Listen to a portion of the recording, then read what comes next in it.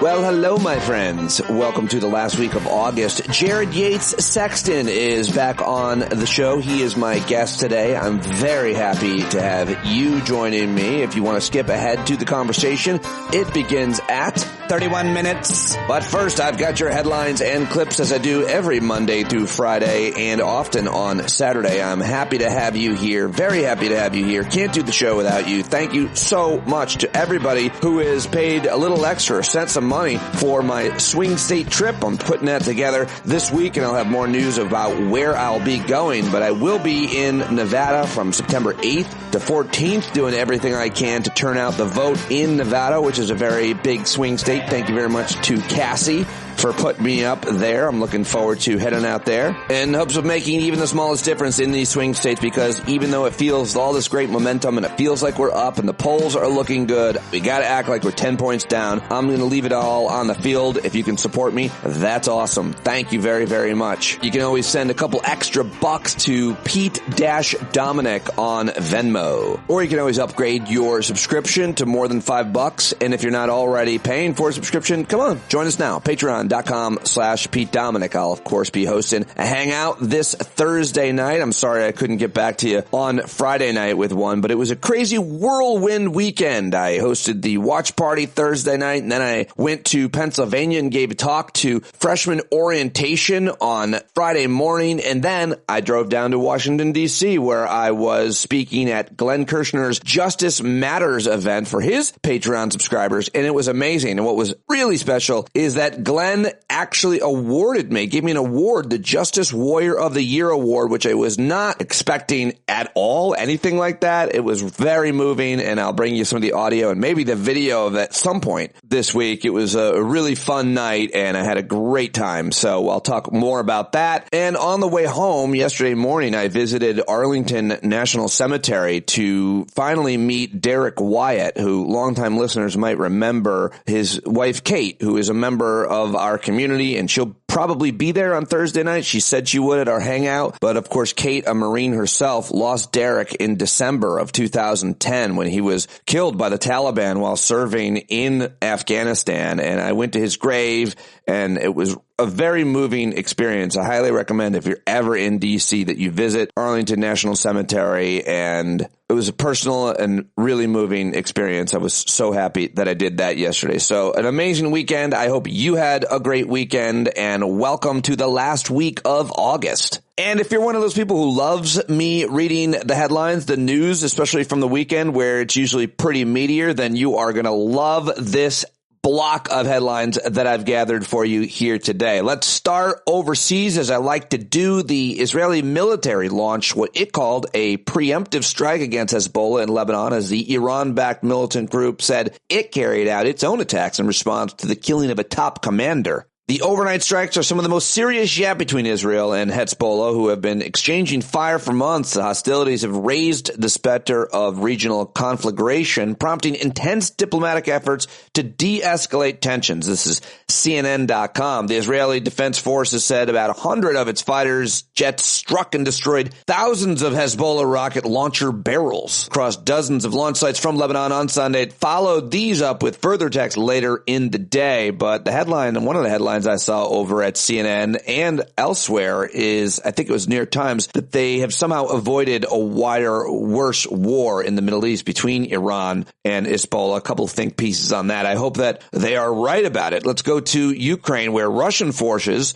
launched a barrage of drone and missile attacks aimed at energy infrastructure across Ukraine overnight, killing at least 3 people. As Ukrainian officials reported power outages in several cities, Ukraine's Air Force on Monday said it detected dozens of missiles and drones targeting almost all regions of the country, including the capital, Kiev, and southern port city of Odessa. So, whenever I read these headlines, and I do it partially to give myself perspective, I think about headlines. I think about places in the world where missiles are raining down from fighter jet or from Russia or any of these entities. You have to worry about bombs coming from the sky is something that probably creates a lot more anxiety than a concern about having to make a long drive or even not paying a bill or worrying about your child. I mean, these things are hard. All of these things give us daily kind of senses of anxiety and concern. But I don't know. Reading this news segment always does give me perspective, just reading those first two headlines.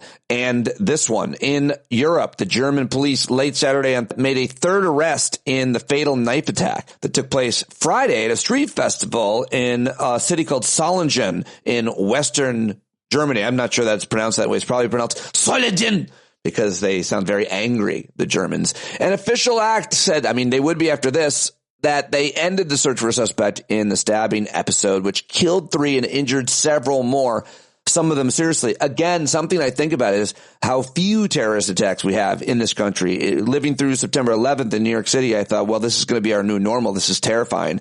But I got to give it to both national security experts, which we have to find a strong balance with, and any other catalyst or reason for why there hasn't been more terrorist attacks. This one in Germany, though, pretty awful. A knife attack would be worse in America because of all the guns, of course.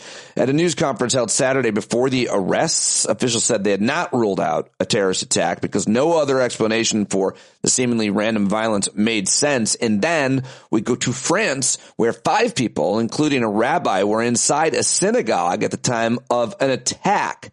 2 vehicles parked outside the synagogue exploded in a French town, what prosecutors there called an act of terrorism. No injuries to those reported, although a police officer responding to the explosions was killed when a gas bottle inside one of the vehicles exploded. Prosecutors treating that attack as an attempted assassination by a terrorist organization intended to cause harm and destroy property, according to a statement from the anti-terrorism unit in the prosecutor's office. All right, well, let's come back to America, where our Food and Drug Administration on Thursday, I wanted to mention this, gave the green light to 2 updated COVID-19 vaccines to help people protect themselves from the latest strains of the virus. The new COVID vaccines are designed to keep the shots up to date with the virus, which keeps evolving to evade our immune systems. I heard Dr. Scott Gottlieb on Face the Nation. I recommend listening to that brief segment. I'll try to grab some audio from it, saying that we should get the flu and COVID shot no later than October. So September or October, try to get both those shots. I definitely will, and I'll make a thing about it. All right, let's go to space, where NASA decided Saturday it's too risky to bring 2 astronauts back to Earth in Boeing's troubled new capsule, and they'll have to wait until next year for a ride home with SpaceX. And this was supposed to be a week-long test flight for the pair, these 2 astronauts, that are now is going to last more than 8 months.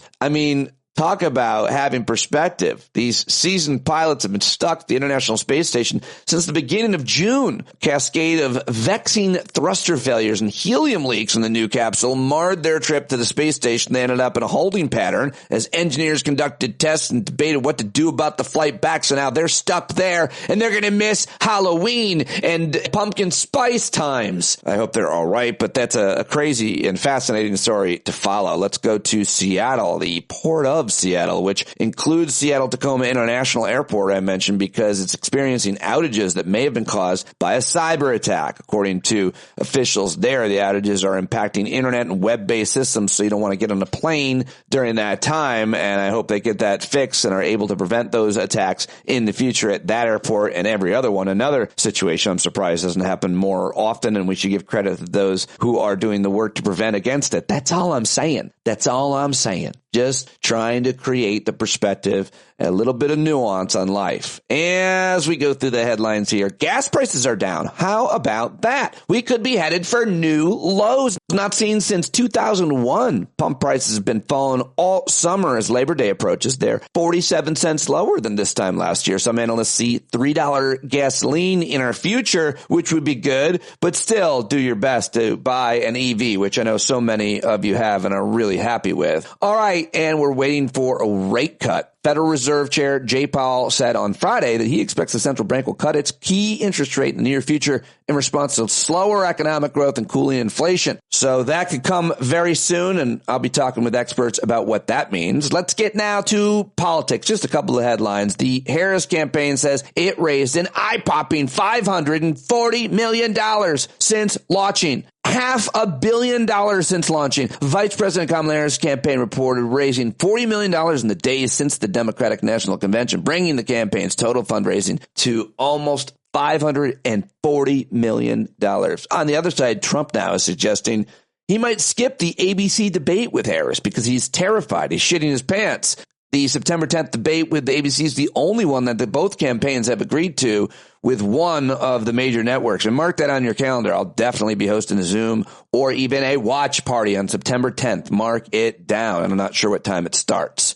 The latest January 6th arrest, I always like to mention these here, a live streamer who was a frequent presence at the Freedom Corner protests, quote, Freedom Corner, whatever that was, in support of January 6th defendants. He's been arrested on Capitol attack charges nearly 2 years after he was publicly identified by online, quote, sedition hunters. Love you guys who have aided in hundreds of January 6th arrests. Nothing like having just thousands of random people, maybe more, looking at videos on the internet and then sending those videos just narking on every one of these domestic terrorists, or if I'm being kind, trespassers. In a related news story, a Maryland man who threw a smoke bomb at police officers defending the U.S. Capitol, he does sound like a terrorist, on January 6, 2021, who later became a police officer himself in Montgomery County, was convicted Friday of civil disorder, assaulting police, and other charges. I do always feel a tiny shred of sympathy for these people. Some of you don't, and that's fine with me.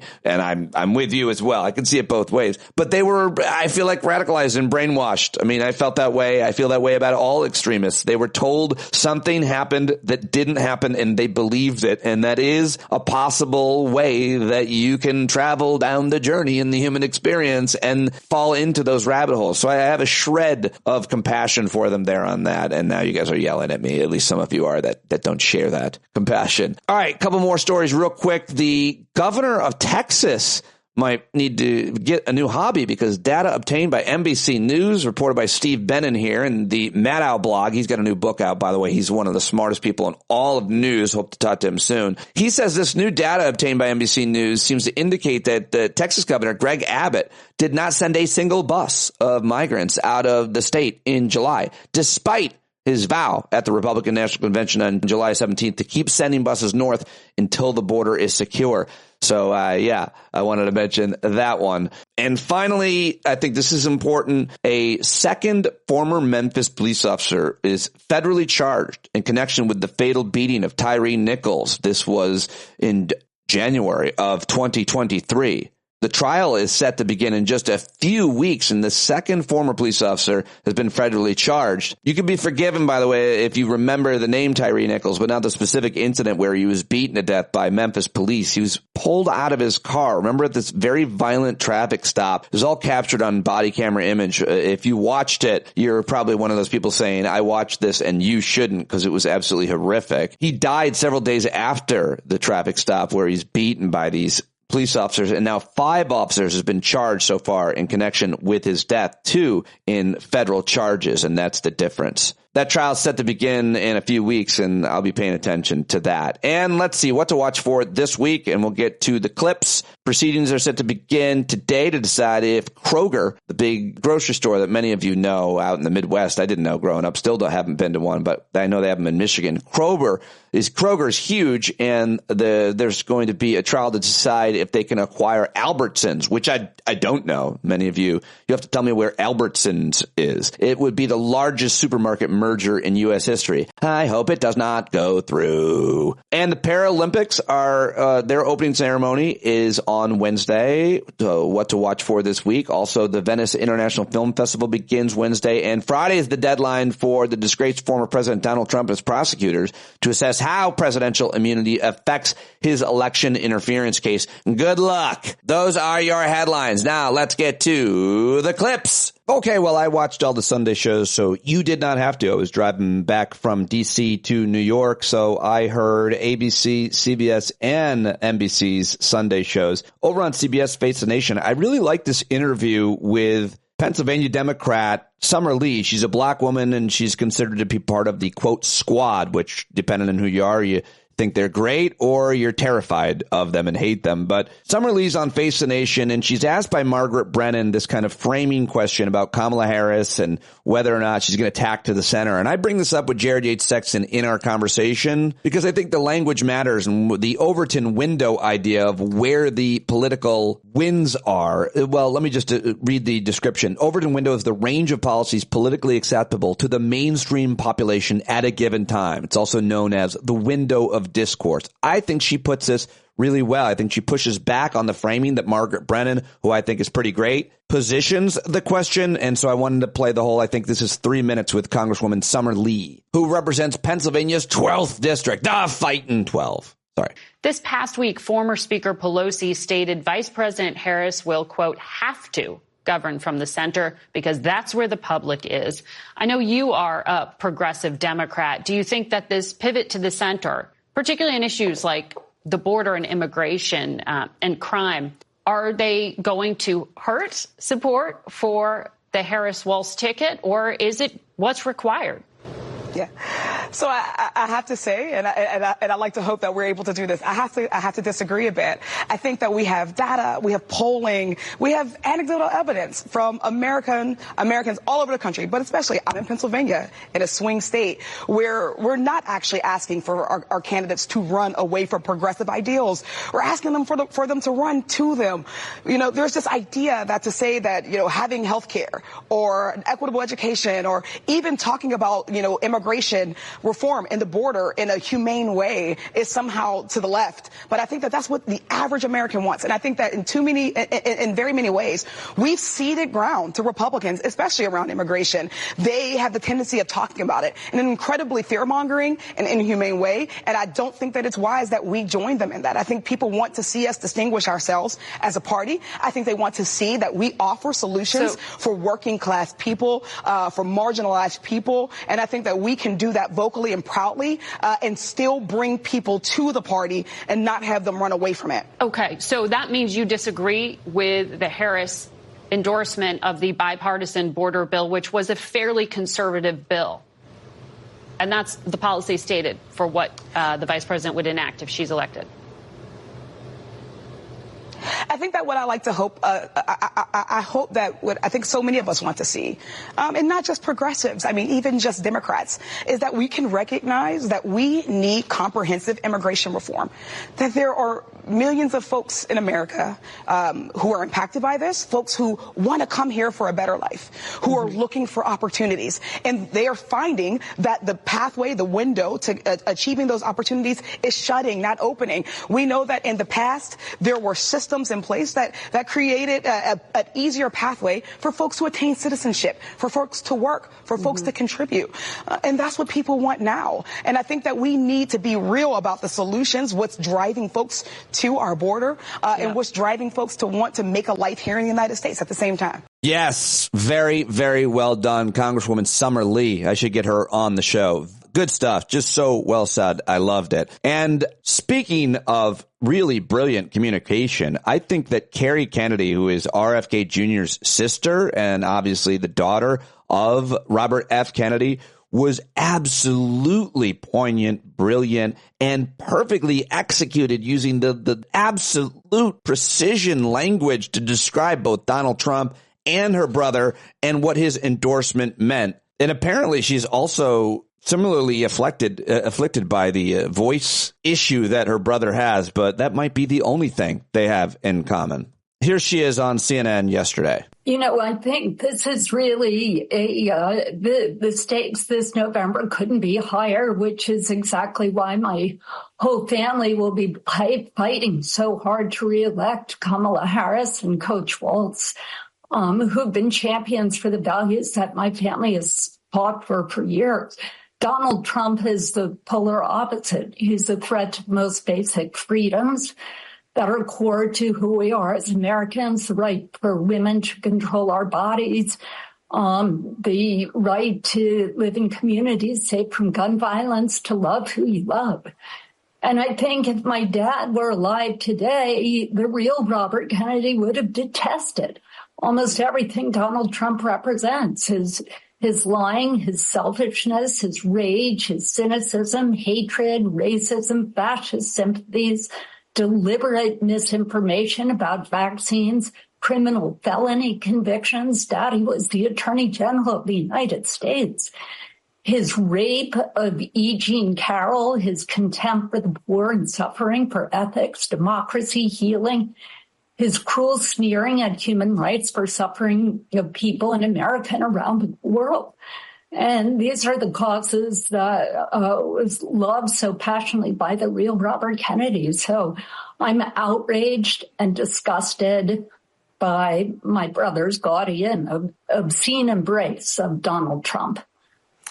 And I completely disavow and separate and dissociate myself from Robert Kennedy Jr. in this flagrant and inexplicable effort to desecrate and trample and set fire to my father's memory.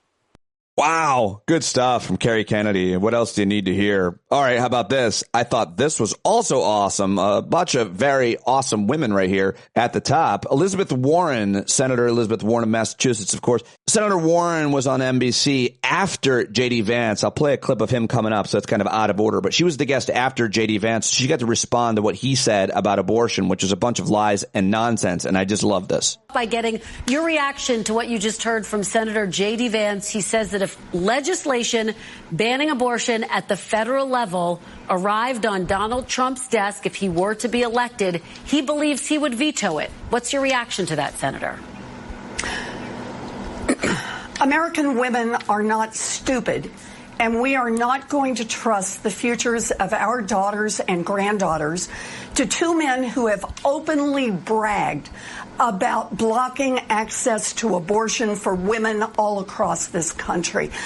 Look, right now where we are is if Donald Trump and J.D. Vance take the White House, they have current law, the Comstock Act, which, with the right person that they put into the Department of Justice and one of their extremist judges out in the world, they can actually ban all access to abortion all across this country. And understand, when I say ban access to abortion, I don't mean with, exceptions for rape or incest or a 16-week ban. I mean ban it for every woman anytime she needs it. Because once they take the medications off the market, once they take the surgical instruments off the market, they're not there. And so for any woman who's in the middle of a miscarriage, who goes into an emergency room and discovers there's no medication and no treatment for her because abortion has been banned nationwide, they can thank Donald Trump and J.D. Vance. And just to follow up, Donald Trump, J.D. Vance have been asked about the Comstock Act, actually ban the distribution of medication, abortion. Again, they both say we're not going to use that to try to ban abortion. Sounds like you don't buy it. Don't buy it.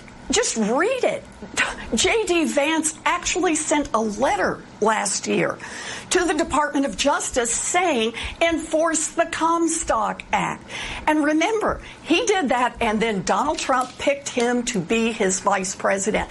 Take a look at Project 2025. It lays out the roadmap for exactly how to do this. And frankly, when you've got a pawn in the Department of Justice and pawns in the judiciary, it isn't even hard to accomplish. And, here I'm going to go with vice presidential nominee Tim Walz, who says you don't do a playbook unless you're planning to use it. There's already a plan in place. And, understand this. Today, 30% of all women live in states that effectively ban abortion. Donald Trump and J.D. Vance in the White House, it won't be 30%, it'll be 100%. The only way that we're going to protect access to abortion is to have a Democratic Congress send a bill to Kamala Harris. She will sign it into law, and then we will restore a right to half the population in this country. And no longer will a woman have to go into an emergency room and be told she's not near enough death to get the medical treatment that she needs. Oh, my God. Just so much fire from Elizabeth Warren. She lays it out perfectly and motivates and inspires me. And that's why I want to go to all of these swing states and do as much as I can up until Election Day, because of what she just laid out there. So important for your family and mine, I'm sure. Now, here is J.D. Vance, who tries to pretend that he's pro-family, even though he is so anti-family with all of his policies, always has been. And Kirsten Welker on NBC's Meet the Press was really trying very hard to get him to admit that he regrets making the comments about cat ladies. She fails, but listen to the unbelievably unlikable J.D. Vance, the senator from Ohio and the disgraced former president's vice presidential candidate, that he must deeply be regretting. Out a little bit, then you're calling it a sarcastic comment. Sure. And yet some women, and you got the feedback in real time, felt like it was a gut punch to them personally. Do you regret making that comment? Look, I regret certainly that a lot of people took it the wrong way, and I certainly regret that the DNC and Kamala Harris lied about it. But do you regret what you said, Senator? Look, Kristen, I'm going to say things from time to time that people disagree with. I'm a real person. I'm going to make jokes. I'm going to say things sarcastically, and I think that what's important is that we focus on the policy. There are certainly going to be things that I say, if I'm elected vice president, that people are going to say, well, I wish he had said that differently. I think it's most important to actually be the person I actually am and to say those sarcastic comments were made in the service of a real substantive point. This country has become too anti-family. It's too expensive to afford a house. It's too expensive to afford groceries. Donald Trump and I want to change that. And unless we get better leadership, we're not going to. But again, just very quickly, given that people have told you directly, have spoken out, have said that they were offended, they were hurt by those comments, do you wish you never made those childless cat lady comments? I think that it's much more important for me to just be a normal human being who sometimes says things that people disagree with. I have a lot of regrets, Kristen, but making a joke 3 years ago is not in the top 10 of the list. All right. And do you regret your haircut, JD? Do you regret your appearance the other day at that donut shop? Oh, wow. That was a ride, huh? Well, let's go to another one, which is upsetting. This is Senator Tom Cotton. He is just terrible. He's a former combat veteran himself in Iraq. He served in Iraq, so he's got credibility to talk about combat and veterans issues, and yet he is an empty barrel, has completely turned his back on veterans in my mind. I'm sure he's done some individual things and said some things, but he was against a lot of the policies like the PAC Act, who didn't advocate for the health care of veterans, is my understanding. But more importantly, he definitely gets wrong Donald Trump's support for veterans. We all know what Donald Trump has said, and I was at Arlington Cemetery yesterday, and where Derek Wyatt, my friend Kate's husband, is buried, right behind him, the tombstone right behind him, and I took a picture, is the chief of staff, former Trump chief of staff, Jon Kelly's son, who was actually Derek's platoon commander and was killed a month before Derek in Afghanistan. And that is where Trump stood, right on Derek's grave, where he called them suckers and losers, according to the reporting from The Atlantic. Robert Michael Kelly is Jon Kelly's son's name. He was the first lieutenant U.S. Marine Corps, and Donald Trump said he was a sucker and a loser. Not directly, but that's certainly what Jon Kelly heard. So this makes these comments from Tom Cotton that much more disgraceful. Ugh. I also want to ask you something else that Trump had to say recently, is saying that the Presidential Medal of Freedom, which is something presidents give out, I mean, Trump gave one to Devin Nunes, the former congressman, is the equivalent and much better than the Medal of Honor, which, of course, is the practically, as you know, as a combat veteran, sacred. I mean, it is the nation's highest military honor. I mean, what do you make of that? John, it's totally taken out of context. It gives the Presidential Medal of Freedom, just like other presidents do, to civilians who have done important things for their nation, but who haven't sacrificed life and limb. And when you go to a Medal of Honor ceremony at the White House and you're presenting it to a soldier who has sacrificed his body, or to his parents, or to his children, or his spouse, that it is of a different order of magnitude. It's totally out of context. Donald Trump was Do you agree that the Presidential Medal of Freedom is much better? Those are his words. John, it was totally. You're totally taking that out of context. Donald Trump was great for our military. He is great for our veterans. Kamala Harris is the one who's proposed, for instance, to cut the military every single year. Kamala Harris is the one who voted for military cuts when she was in the Senate. Donald Trump has utmost respect for our veterans and our troops, and you see that by his record in office. No, you don't. You don't see it by his record in office. You don't see it by his rhetoric. You don't see it by his own behavior ever. That's disgusting, and it was outraging. Okay, calm down, take a breath, Pete, and moving on. Let's go to, this one made me feel a little bit better. This is just CNN and New York Times, Maggie Haberman reporting that Michelle and Barack Obama's comments at the DNC really apparently bothered Trump. So that was satisfying to hear. It makes me feel a little better. Both of the Obama speeches got under his skin. He is very reactive to both of them. We have seen that since 2011 when Trump spread the lie that President Obama was not was possibly born in Kenya and therefore illegitimate to be president. I think you're going to see more of this. What I was struck by, Wolf, in this convention is there was a pretty focused message about Trump, and we heard it over and over again from the Obamas, from the vice president, from others, that, you know, he is a rich guy who cares about his rich friends.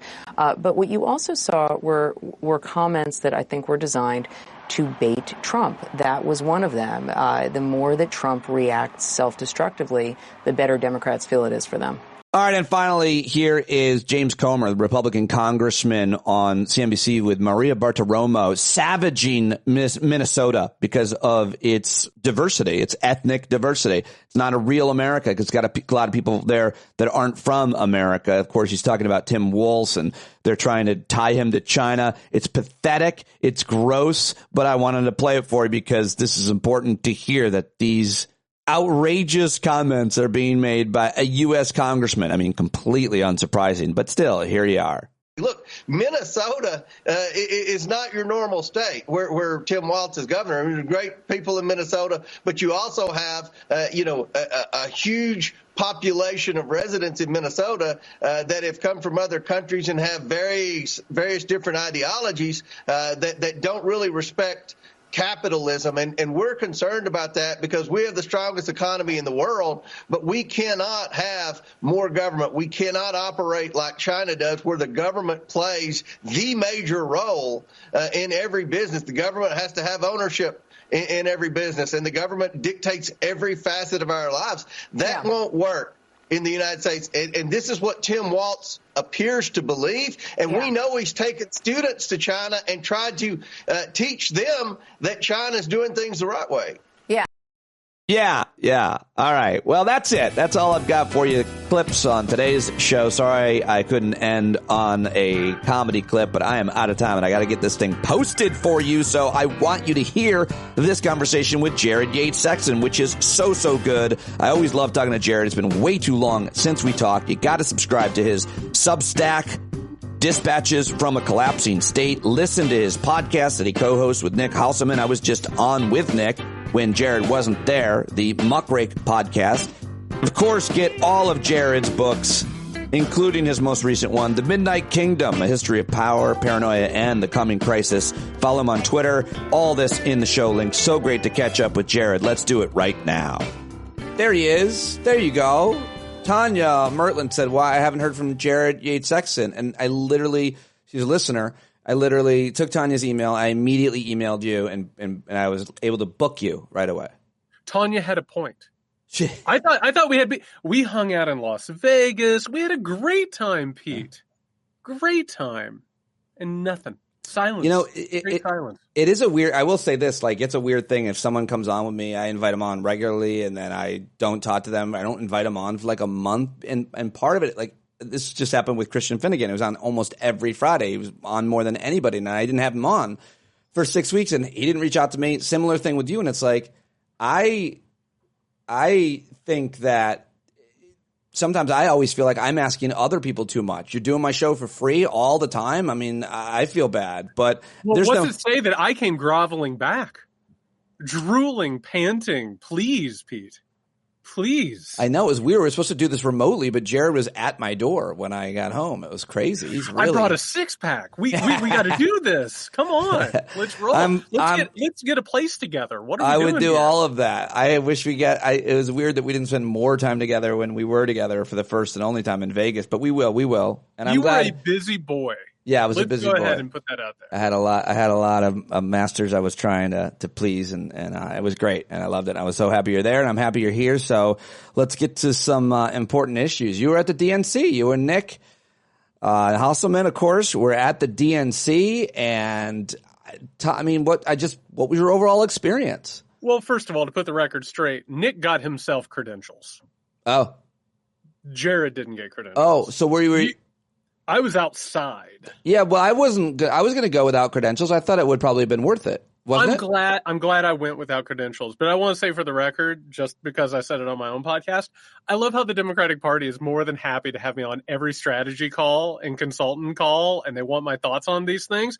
They don't want pictures, Pete. They don't want to be seen with me. I'm persona non grata. I don't know what to that's say. annoying. That's really you should say something to somebody if you haven't. Yeah, but just like I came back to you begging, tail between the legs. I'll put on a Mamala pin and everything will be That's fine. great. That's great. Well, I actually didn't even. Let me just go back because the more interesting thing might be. Well, it's all going to be interesting talking to you. Not only your experience at the DNC, but just the switch and everything that happened, because I think that there's been a paradigm shift and in energies in all of our lives, no matter what you think. If you believe in the butterflies' wings flap and they affect everything, you don't have to be political. You're not even paying attention, and you just, you're some young kid and goes to school in New York City, and you don't pay attention to politics, but people are just generally being nicer or happy or upbeat because they don't see such a dire future. And I wonder how you would talk about that kind of more spiritual component, or just the emotional change in a collective society, not only ours. How do you see that? Am I getting too foo-foo? No, you're not getting enough foo-foo. Okay. Because I think I think this is one of the great underreported things about this time period. We were depressed as shit. We have gone through now, if you want to be generous, 9 years of Trump. And not just that, but the Republican Party just going over the bin. We've seen them like this for a while, but getting more and more aggressive about it. On top of that, we went through COVID, still are going through COVID. I just heard that my stepdad has COVID, which is great. Yeah. And then, on top of all of that, we went through the dysfunction, the infighting, the Joe Biden 4 years in which some things got done, other things got squashed. We were told everything was going to go back to normal. It hasn't. I think we were severely depressed. I think that and not just the Democratic Party. I think the country is depressed for a variety of different reasons. I think our mental health is absolutely piss poor for a variety of reasons that need to be investigated. What is happening right now is so strong for a number of things. First of all, Kamala Harris has grown into the candidacy. It's like there's this thing that happens when people get the spotlight, they get the moment, they get the attention. They either run from it or they grow into it. She's grown into it. On top of that, Pete, and this is something we'll talk about with the DNC, I know it surprises you as much as it surprises me. The Democratic Party has their messaging figured the fuck out. And that is odd. That's a very odd feeling. And what would you? I agree with that, of course, to be on message, and it's hard to be on message as a Democrat because there's a lot of diversity of ideas. A lot of stuff. So I give anybody credit that can connect with a message. But what are the messages, or what would you say that you're hearing? It's a variety of things. First of all, and back when Katie Britt gave her State of the Union response, the thing that I kept saying to people is these people are weird. These people are off-putting. They're upsetting. This is disturbing. We need to take advantage of that. Weirdly enough, the Democratic Party figured that out for a variety of reasons. On top of that, the idea of joy, after all the shit that we've gone through, to focus on the idea that we can be joyful and that things can be exciting, that is the natural antidote to right-wing authoritarianism. It's meant to grind you down, to make you despair and have no hope. That's hugely important. The idea that we're not going back, which, by the way, and this is a thing the Democratic Party doesn't do. We're not going back is actually a retroactive idea, right? We're not actually going to go backwards. Well, where are you going to go? Now they're saying we're not going to go back. We're going to go forward. That was quick. The type of communication that we've seen from the Harris campaign is different than the Biden campaign. Let me add one for your analysis. Yeah. The kind of rhetoric about fighting.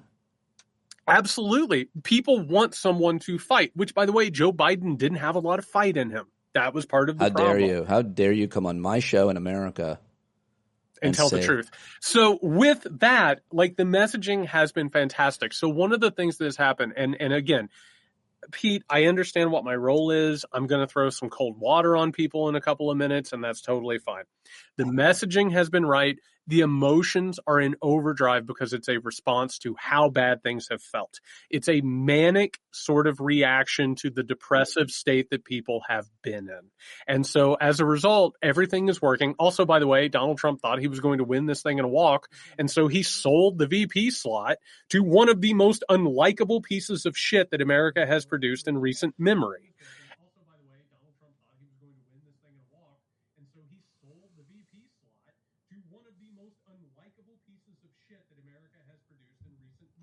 Oh, I like him. Yeah, he's lovely. He's a sweet little boy. He has some good ideas. He certainly does. He for all of the lack of charisma and basic humanity, like the ideas that he has really make up for it. So he's got that going for him. You really are thirsty to see him be replaced by RFK Jr. I saw your tweets. It's not going to happen. But I don't know if you know this. I think your listeners might. I have been involved in a blood feud with J.D. Vance for 8 years. Like, seeing him chosen as the VP was, at the very, very beginning, one of the most like harrowing things that I experienced. It was like something out of a fever dream. But now to see him so purely rejected. Wait, to give us I don't know what you're talking about. Maybe I do, but I forgot. Oh, me and Mr. Vance, Senator Vance, have gone rounds for a while because Hillbilly Elegy was one of the biggest piece of shit sellout jobs that we have ever seen. A lot of our liberal media really wanted to believe it was true and wanted to latch onto it. And as years ago, when it came out originally, the book, you're not even talking about necessarily now. I mean, I'm sure. No, I'm not even talking about now. Yeah. But so what happened was that because I gained the platform that I did in 2016, I immediately was like, this guy is a sellout traitor piece of shit and people need to know it. He took offense to it. And so we went rounds for a very, very Where, long on time. Twitter? Unfortunately, the Everything app.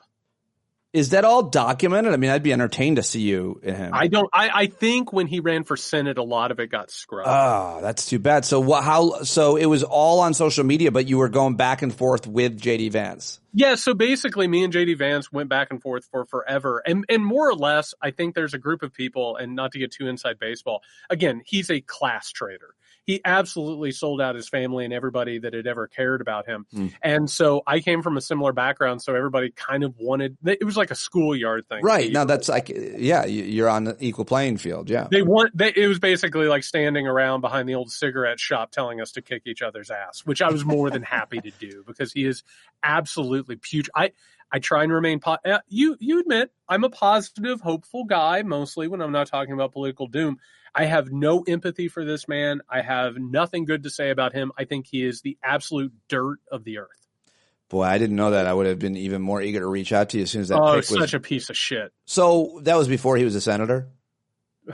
God, I can't believe those words are coming out of your mouth. Yeah. That before he was a senator, before the tech fascist bankrolled his entire thing, which is incredible, by the way, that he was the more charismatic, likable one between him and Blake Masters. But wonders abound. Because Blake Masters is also bankrolled by the same guys. Is that what you mean? Yeah, absolutely. It's the exact same varsity squad. So let's just stay on it for a minute. What do you? I mean, you said Trump basically picking one of the most unlikable people is great. You know a lot about it. How do you see the ticket? How do you see JD Vance affecting the ticket? And I also do want to ask you, while we're talking about it, I mentioned RFK. We'll talk about the news from the weekend that he, of course, suspended his campaign and endorsed Trump. And what does that mean? But first, he wants to spend more time with his brainworm, I've heard. Oh, that's good.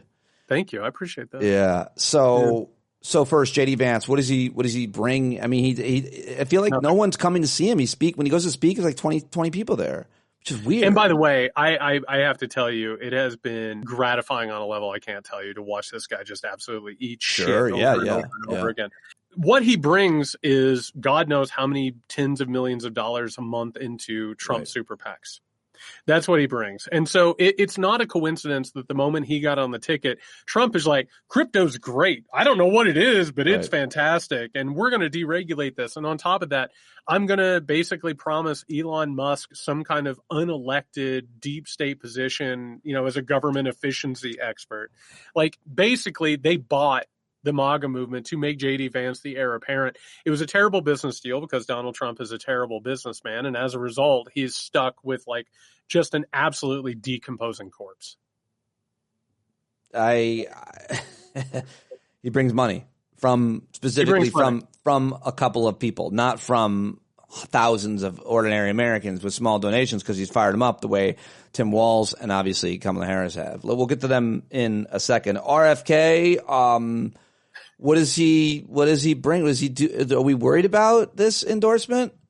No, I'm not worried about it because, number one, RFK basically represented a choice for a bunch of people who have one issue, which is they're anti-vax. Yeah, that's what I see it as. Yeah. And I hate to tell people this, but Donald Trump was the person who fast-tracked the COVID vaccine virus. Yeah. I spend way too much time in right-wing, harebrained conspiracy theory cultures. And let me tell you something. They don't like Donald Trump. They truly, honestly do not like Donald Trump. They see him as somebody who created a vaccine that they say has killed, 70 million people at this point. It doesn't matter what RFK Jr. does. I bet it will give Trump, I don't know, maybe a half a point if we're being generous. I don't think it's going to play out anyway. But I do think, because I like to look at this stuff, it is so obvious, how much absolute power and wealth corrupts people. Look at this generation of Kennedy. This guy, not only does he not have it, he is one of the most truly weird, ugly, awful people. And look what it produced. Look where we are. I'm really happy that people are going to get over Kennedy fever at some point. Here's an easy question. Jill Stein and Cornel West are on the ballot in a number of states. Do you think, true or false, voting for Jill Stein is a vote for Donald Trump? First of all, I would have a hard time imagining why you would vote for Jill Stein.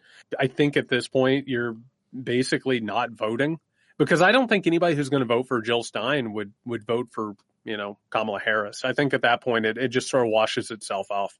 So, do you agree with the statement or not? That's why you are the dean of journalists, internet podcast journalist. Sure, I agree with it. Stamp it, approved. Okay, so I think we're probably done then with. I don't think RFK makes much of a difference at all. I'm kind of interested in any story where a man's, comes from a legendary family, the most. And they all hate him. That's always interesting. That's where it kind of begins and ends with me. He is a piece of shit person who is just terrible. He's a terrible person. His wife, who's a famous actress, well-known actress, Cheryl Hines, her name was trending. And somebody's you have to let her go, folks. She's not giving up on her man. No. People are so upset that this woman who they like so much from Curb and whatever else she's done is sticking with him. It's so weird to have a fantasy about a character on a TV show and think somehow or another that makes them immune. She made a wrong choice with RFK. No, she didn't. She knew what she was getting into. This is not a guy who had a brainworm and suddenly went insane. All of the evidence is he's been a giant piece of shit his entire life. All of his siblings put out a statement. Did you see it? Oh, I did. It reads in part, our brother Bobby's decision to endorse Trump today is a betrayal of the values that our father, Robert F. Kennedy, and family hold most dear. It is a sad ending to a sad story. Oof. Can you imagine your family saying that about you? Oh, they did. They have, actually. My brother, my mom. A sad ending to a sad story. My brother, mom, and dad actually wrote a similar letter at the end of my 2 years of college. It was after the Las Vegas event. It was after Pod Jam. This is a sad end to a Pod sad Jam. story. I was well, you guys should have come. It was awesome. They were just pissed because I didn't invite them, so that's why they put it. But luckily, they have no following on social media, so nobody saw it. Nobody even knows about it until I just told you. So, okay, let's get to Kamala Harris, the candidate, and Tim Walz, and I just think it's the most fascinating thing. We've been covering these issues in politics and the Democratic Party and movements for a long time. We've never seen anything like this, where across the spectrum, from Joe Manchin to my brother, the anarchist leftist, to my dad, the 80-year-old Italian white guy, to all kinds of unlikely people within the spectrum of progressivism, leftism, and Democrats, however they identify, everybody's on board. AOC, Bernie Sanders, you name it, everybody's on board. Jared Yates Sexton, it would seem fully on board. He's got Kamala fever. I wouldn't say I have Kamala fever. He's got a hat, a T-shirt, and a tattoo. Yeah, I've got a Mamala tattoo. You got a tattoo that says "That's my dad," which has nothing to do with Gus and what he said. You actually had it first. I got to tell you, by the way, seeing a kid love his dad, like, and be proud of his dad. Listen, I'm a cynic. That got me. Oh, That got me. Listen, I always like seeing videos with parents with their kids when they're getting along, especially when they're older. My daughter's age, I love it. Yeah, I am cautiously optimistic, and so a couple of things that I'll say before we get into the meat of this. One, on these Democratic strategist calls, these people who don't want to be seen in public having a martini with me, like, I've seen the polls. And this isn't going to be a fun thing to say out loud because you're not supposed to say it out loud, but fuck it, I don't care. The internal polls show that this thing might be a runaway. Yeah, no, I'm not surprised. I don't have access to those, and I don't know how to read them. We hear constant things where it's like, this is going to be a close race, and every vote's going to count, because obviously you don't want to drive down turnout for people who don't want to, like, do the vote on their way home from work. The numbers that are out there, they show either an advantage to Harris over Trump, or they show a significant advantage of Harris over Trump. This has been a wild success for a variety of reasons, including the communications that you and I were talking about, the fact that we have a new candidate, the fact that people have been screaming at the Democratic Party to change for forever. This has been a generational shift, which I think is a completely underreported story. The convention gave us that story without making it completely overt. Like, that is what is being told to us. This is a brand new Democratic Party. People are into it. People want it. Tim Walz was an inspired pick. I love him so much. Man, do I love not just being a Midwestern man. Do I love another Midwestern man getting out there and being very Midwestern and goofy? I also love that he's not an Ivy League educated lawyer. It's about time that we got somebody who has led a real life. I think it has been really, really successful so far. I am cautiously optimistic for a variety of reasons. I'm a little worried for a few other reasons.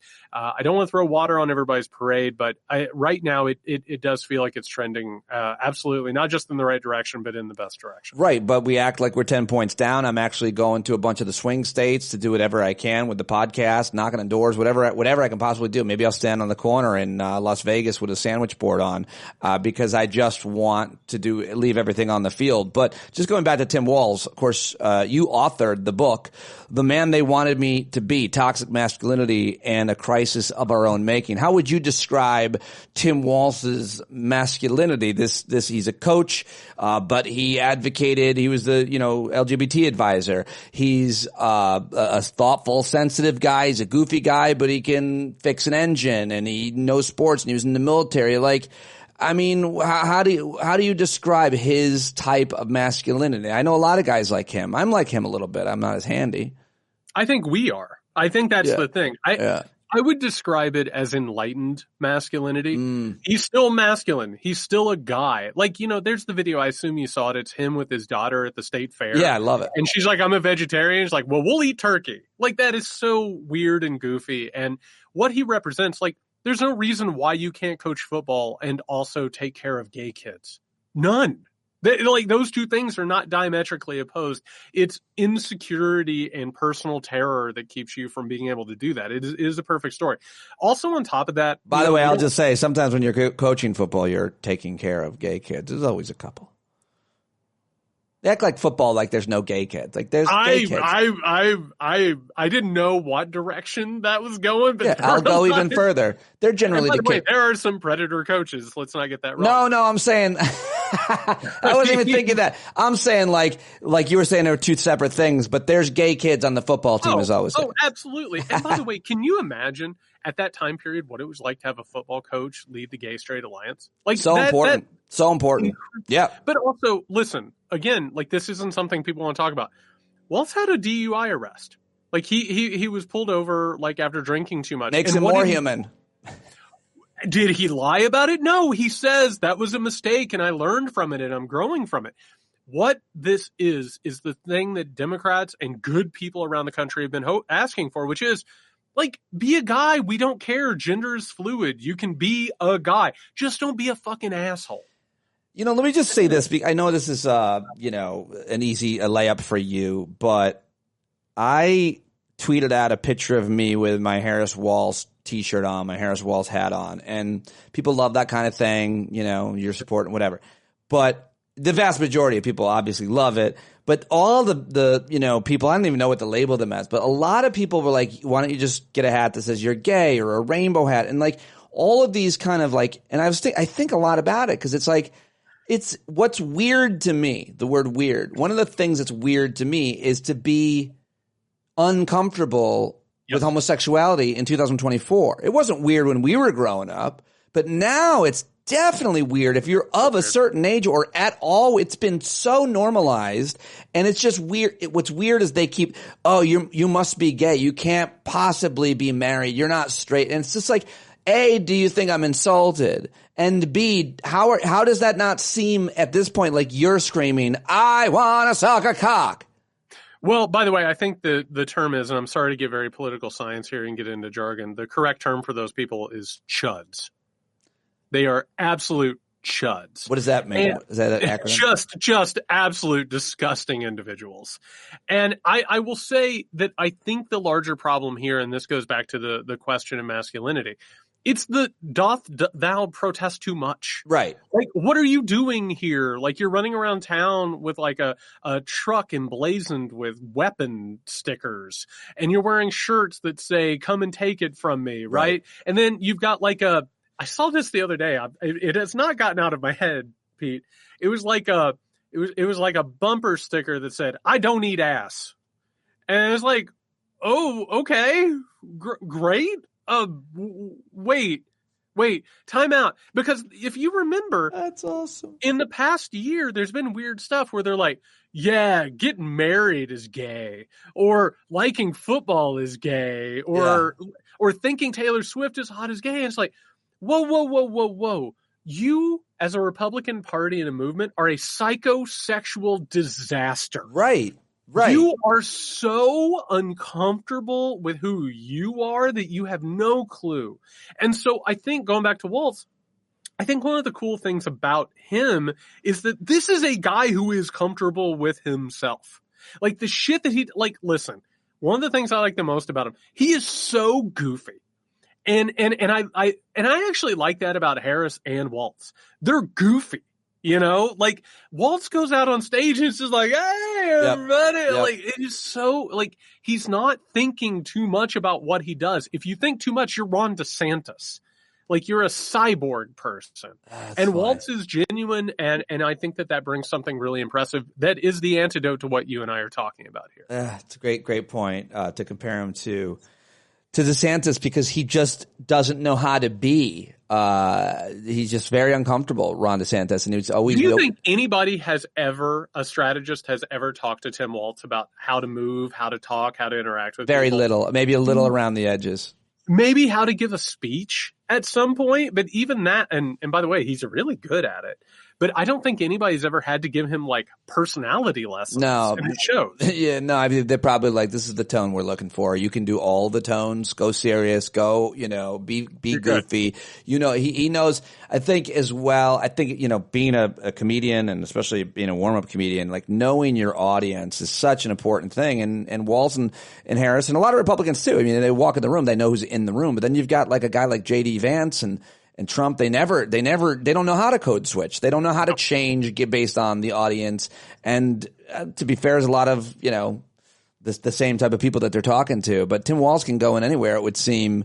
And, even with kids, you see Kamala Harris, she always bends down. Like, they know how to be with children really well. Obviously, he was a teacher.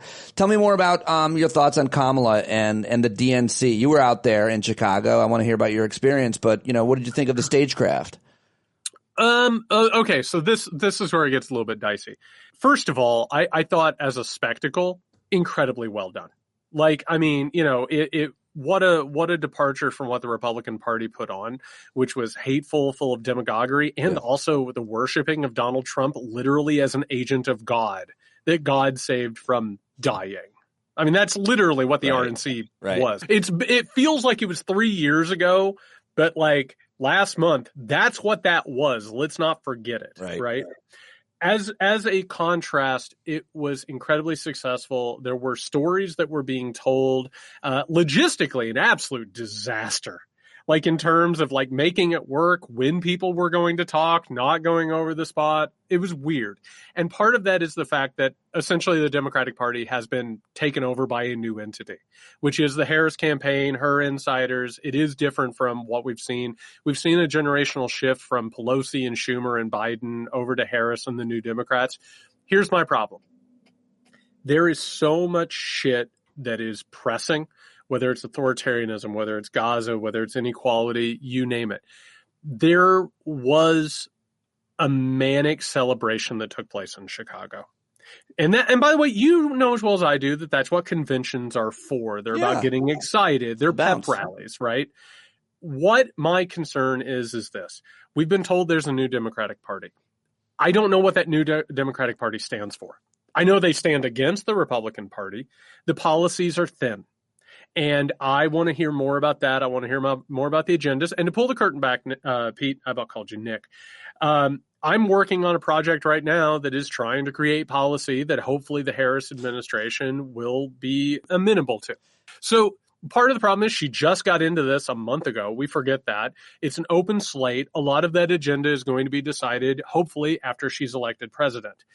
I felt that there were a lot of cues that were towards the older sort of Democratic Party and also bringing in moderates. I get it. That is necessary. But to see what took place out of the DNC and to also want some policy, the spectacle of it, that's not my jam. And you know that that's not the type of person I am. I know the people who listen to me know that. I want to know how we're going to change the world, how we're going to solve the material problems that created Trump and the GOP and the rising authoritarian threat. I want to take it seriously. So I wasn't the audience.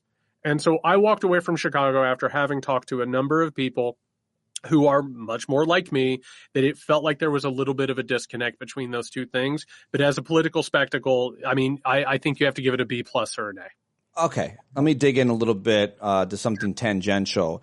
I listened to all the network Sunday shows because I was driving back from D.C. to home today.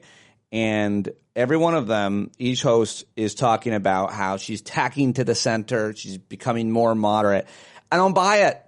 I don't buy it. I am an issue guy and I'm a policy guy. And I know just enough to be dangerous, go 2-3 minutes deep on anything. And what I see is the Overton window has moved a tremendous. I agree with that. A tremendous amount, but with the spectrum, the political spectrum, what I think is it's not that it's moved so far to the left. I think to some extent it hasn't really moved that much for liberals. I mean, we can talk issue to issue, but what it has moved is it's completely fallen off on the right. And so when you have these network anchors and other kind of conventional wisdom pundits talking about this, it's always the same thing. The candidate has to moderate and move to the center. And I'm dying. I'm screaming, going, what is the center? What are we talking about? On what issue? And they say, she used to like the Green New Deal. And I wanted to scream, they secretly passed it. Did you read the legislation? It's the most historic investment in climate. It's not everything we want. It's not the quote Green New Deal, but there was never one. They have done so much already in terms of policy with this administration. And so I just wanted to get your take on what you think that window is and what you think those terms mean. Moderate, centrist. What are we talking about? How has Kamala Harris moved to the center and become more moderate? Where, on what? So I am so glad that you framed this the way that you did. And by the way, this is one of the reasons why podcasts are what people turn to as opposed to. Let me just add one more thing and then I'll shut up. If you poll people on issues like healthcare, like guns, like abortion, like college loan, you're getting in the 60 and 70% of Americans. You're getting in the 80s. Not Democrats. Of Americans. And then they're saying it's progressive to want, this kind of healthcare. No, it's not. It's absolutely not. It's the vast majority. Tom Cotton's saying it's radical what they want to do. No, if 70% of Americans believe a thing, it's completely normal. So that's where I wanted to add the policy, the polling issue. So this is exactly right. So again, long form conversation is where it's at, because if we're on corporate media, like, you can only say that. Right. You have 30 seconds to be like, she's moving to the center. Well, guess what? The Overton window, we think about it as a 2D sort of a thing. It's not. It's all over the place. It's a big, giant, messy thing. So here's what you just brought up is exactly right. These things that we're told are liberal or progressive or whatever, no, they're not. They are moderate. Like, the idea that gay and trans people should be safe, I think it's like 65% of people agree with all the accumulated issues. When it comes to the Supreme Court, I think it's 82%, Pete, think that they're radical and completely wrong on everything from a woman's right to choose to everything else that they do, right? Literally, healthcare, I think it's like 84% of people believe that healthcare should be either affordable or a human right. So like that is moderate. That's common sense stuff. All of the issues that get so much of the airtime, these have been meticulously created by right-wing think tanks in order to push fear and division, to find the places within that 60 to 80% where people will divide based on the rhetoric that is used. So to say that she's moving to the center, I don't think that that's true. But the signals, I think, are moderate. So for instance, I want to point something out, and I hope people have thought about this. The Democratic Party has effectively seized the reins of being the patriotic party. Yes. They have seized the reins of being the party that supports law enforcement and the judicial system. And, by the way, supports the FBI in investigating people. If you would have told me that that was the case back in my 20s, I would have called you a liar. So what has happened is the Democratic Party sort of has become, Pete, it's like a gerrymandered a piece of a gerrymandered state. It's like not like a block. It's like down here and over here, and then it goes over here, and then it comes over here. The Democratic Party has become like basically the old Democratic Party, parts of what you would consider left or progressive, and then on top of that, Republicans who supported George W. fucking Bush. Yeah. So the Republicans have gone so far and they've insulated themselves and become a diminished cult. In fact, the larger thing, people ask me, well, why aren't Republicans trying to become more popular? They don't believe in democracy. They want to steal an election. They have worked for the past few years to figure out how to steal and manipulate elections. They're not interested in winning these things because they can't. So as a result, the Democratic Party has now not just a big tent. They've had to become the stand-up podcast tent.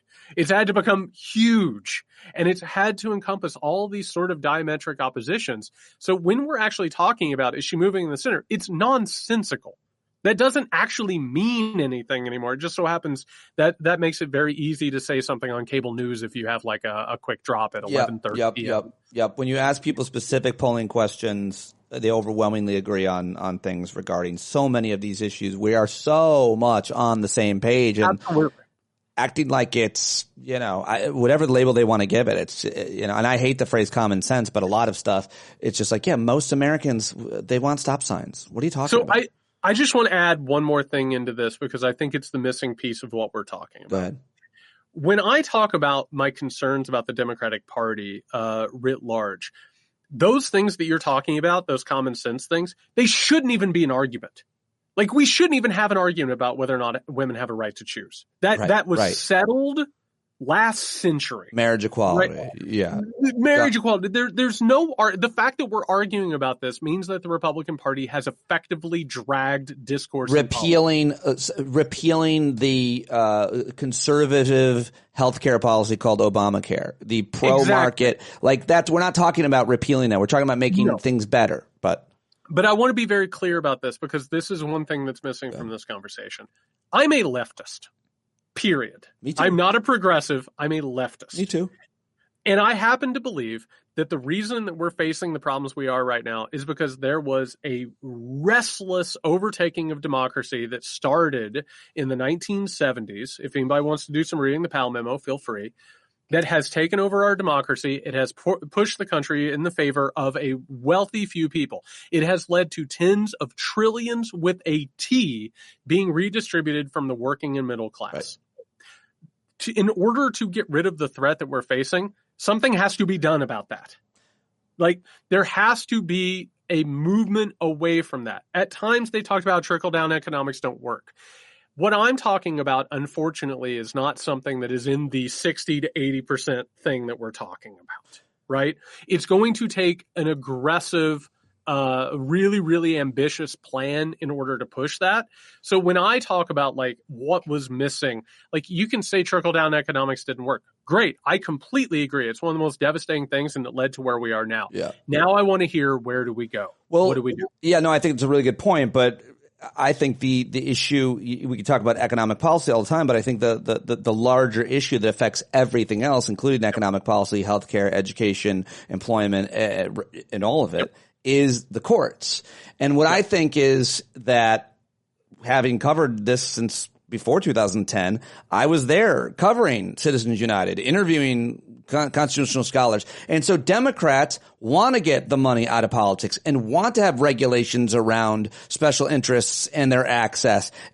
But as long as you have this paradigm, Democrats have to play in the same sandbox as Republicans. So they have to raise money. So if you have one billionaire that can fund one candidate at any office, that's a problem. And until you fix that issue, corruption of money through campaigns, then you can't do the economic policy that you're talking about or anything else. I just wrote about that, actually. So first of all, I think, and by the way, if you talk about Citizens United, wildly unpopular. That's another thing you can talk about. Sure. Also, by the way, the Supreme Court right now has the approval rating of Ebola. And Biden, as he was trying to save his campaign, he was like, yeah, I'm up for court reform or whatever, which good. I personally, and I wrote about this not too long ago, let's talk about packing the court. Absolutely. Let's talk about court reform. I happen to believe that it's terrible that we have a system where we have justices who are appointed for life and they're unaccountable. Let's make them accountable. Let's actually put them on a ballot. Let's talk about some big change. And by the way, you may not get there. You know what I mean? But let's talk about how you actually, because you go back in the early 20th century, senators were directly appointed. They were not elected until progressives said, we're tired of this shit. They need to be directly elected. It's time, faced with what we're faced with, to start talking about big things. The things that you and I have been talking about previously, those are no-brainer, common sense, not even the beginnings of debatable. Everybody's for this. It just so happens that a small group of wealthy people and their puppets within the Senate and the Congress have kept us from doing that. So that's where I'm coming at it from. And I think the paradigm that you just brought up, it needs to shift. And with a shift in the Democratic Party, I want to believe that paradigm could shift. I feel like the shift in the Democratic Party has taken place, and I feel like we saw that well on display at this convention over 4 nights. You saw how deep the bench was, from the Attorney General of Michigan, Dana Nessel, to Maxwell Frost, to local, the candidates that are campaigning right now for statewide office. And I mean, so many young people, so many people of color, gay people, trans people. Danica Rome of Virginia is now a state senator, a trans woman. I mean, there are so many people that are young and exciting and progressive, and they have great ideas, and they're harnessing social media and communication, and they're representing people, and they're not bought and paid for by special interests. And I saw a lot of them on that stage over those 4 nights. I thought I did too. I agree with that sentiment. I will add one thing from that. There's an issue. There's an embarrassment of riches within the Democratic Party. Yeah. And the thing that I said this on the last night of the Muckrake podcast coverage of this, I said, maybe it wasn't last night, maybe it was the night before. I said, the problem now is you have to figure out where to put all these people. I'll take that problem every day. Oh, absolutely. But here's the issue with it. And by the way, if Pete Dominick was in charge of the DNC, I would feel better. No, you would do that. I can barely book a plane ticket, Jared. You could do it. I need help. Could someone help me? It needs leadership. So, for instance, just a quick anecdote for people who don't know this, just to educate people and get people up to speed. One of the reasons that Barack Obama not only won in 2008, but was able to run up the score in 2008 and enjoy a mandate that eventually led to the ACA is because Howard Dean was the head of the DNC. Because he took all of the money that was flooded into the party and put it in all 50 states. Yeah.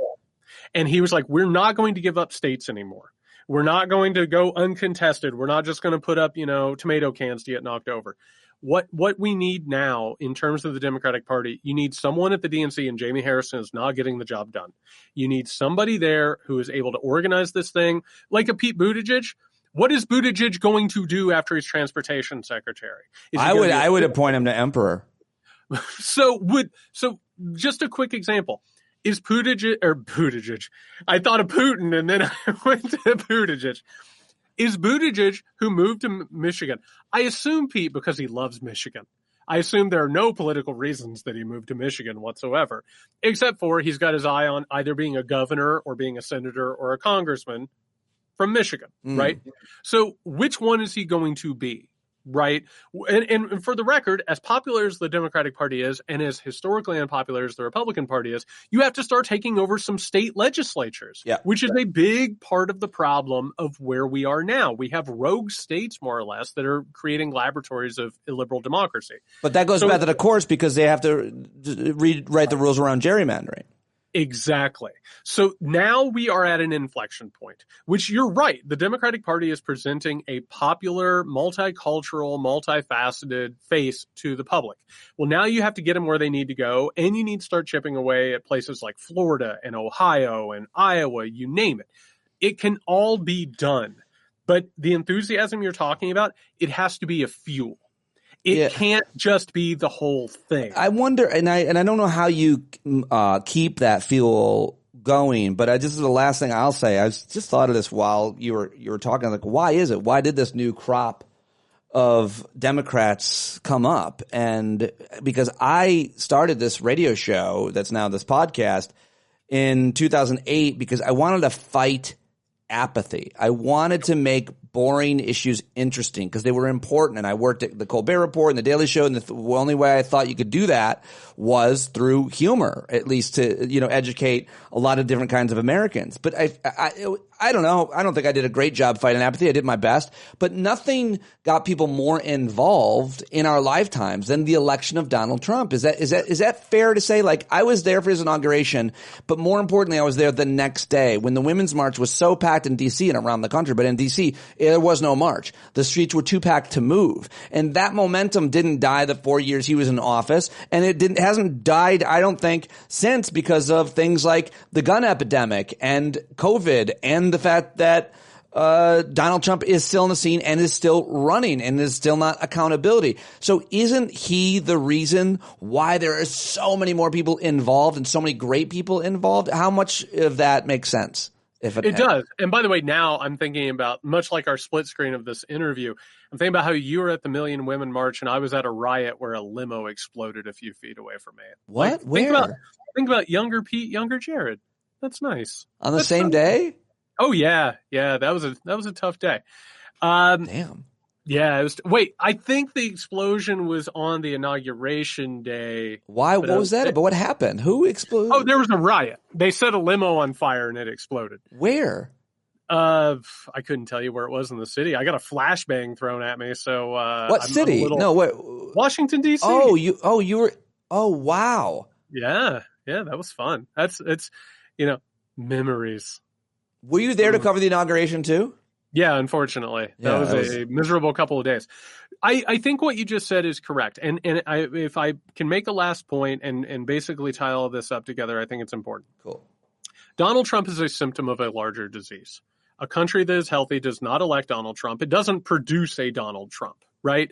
It was at the point, it's almost like when someone is suffering a disease that they don't know or they've denied and they've said, oh, I don't want to worry about this. And suddenly like a symptom comes along that they can't ignore anymore. That got people into the fight. They realized, oh my God, America isn't what I thought it was supposed to be. I'm not going to put up with this shit. Right now where we are, it's man, running a presidential campaign is hard. You have to create enthusiasm. You have to tell people you're going to take care of things. You have to create a small cult of personality. That's the only way to win a presidential election, honestly. Yeah. And so there's a fine balance that has to take place. Everyone is so excited and optimistic right now. And one of the reasons is because they feel like they can finally put all this shit behind them. The problem here is that shit's not going to just go away. Right. The situation that developed Trump and gave us the last few years has been brewing for decades. It still has to be addressed. So the way that you keep it going, my thoughts are you actually have to address the problems. You have to actually find solutions to them. And what's more, the people who are excited and fired up and inspired right now, they have to realize that this thing doesn't end in November. Like, it has to carry through. It's not enough to say, well, we'll put smart people in charge and we won't worry about it. This is a fight that, unfortunately, we're going to spend the rest of our lives fighting. And it's going to define the future, how we fight that fight. I'm here for it if you are. I'm in. All right. Yeah. I think we proved that. Nice. I'm glad we ended on, like, just an absolutely enthusiastic note. Yeah, we're there. It's like we were going to a diner. Get pie late at night. You want to fight fascism? Okay, my dinner with Pete. I love it. You want to fight fascism? No, let's get some pie. Yeah, let's do it. Jared Yates, Sexton, welcome back. It's been good to talk to you, and we'll catch up much sooner. Lovely as always. And there he goes, Jared Yates, Sexton. Great to have him back. I hope you liked that conversation. Go support him on Patreon and subscribe to his Substack for free. Get his books and follow him on Twitter. All the links to Jared and all of my guests are always in the show notes. If you're not checking out the show notes, I mean, I put a lot of work into those, so please, I mean, sometimes it's a copy and paste job, but, well, the subscriber email more so. So check that out, and you can find out more about my guests and everything else that's going on, how to support the show, how to support the community, and everything else. Thank you so much for tuning in today. I'll talk to you tomorrow. Jon Carroll does all the music for the show. Go support him. Buy his music right now. JonCarroll.org. Take it away, Johnny. The forest full of burning trees, you got to stand up. Hey, you've been sitting so long, you got the creaky knees, you got to stand up. Stand up. I think you're driving wheels with leaking grease. Boy, you better stand up. Stand up. Well, there's a whole lot more of us who know what's right. They'll keep right on ignoring us if we keep sitting tight. You got to open up the window to let in some light. You got to stand up. That's right. We got to rise up. You got to stand up. You got to stare the devil straight in the eye. We got to let him know it's his turn to go. See it clear and all you hear is a lie. Don't get up off of your butt, get down off of your fence. Even if it ain't a very friendly audience, well, they'll begin to listen when you start making sense. And you stand up, stand up. No need to point your rifle to defend your town. Just stand up, stand up. You know they can't deny you what you're laying down. Boy, you better stand up, stand up. Show your face of every color, yellow, black, red, and brown. She's the place where every lost child will finally be found. There's only one thing to do before we stand our ground, and that's stand up, stand up. Well, the founding fathers saw a land for all. They had to stand up, they had to stand up. They had a keen imagination for a crystal ball, drawing all the plans of stand up. But all they had to go on was the time they were in, with other causes for laws, and since they weren't even sin, they knew that change was gonna come before the change would begin. They had to stand up. Alright, they had to stand up. We got to stand up. We got to look the devil square in the eye. We gotta let him know it's his time to go, and make it clear when all we hear is a lie. Why you lying awake wondering where the money all went? It'll be the cost of freedom that'll go unspent. You can see him flee the scene of that experiment if you stand up. Alright, we got to speak up, we got to reach up, and raise your voice in every way you know how. Don't be toes up, you got to show up. Ain't no better time to do it but now. No need to pledge allegiance to no wanton tribe. Rise up, show obedience to the voice inside, and listen well and it'll tell you not to run and hide. It says stand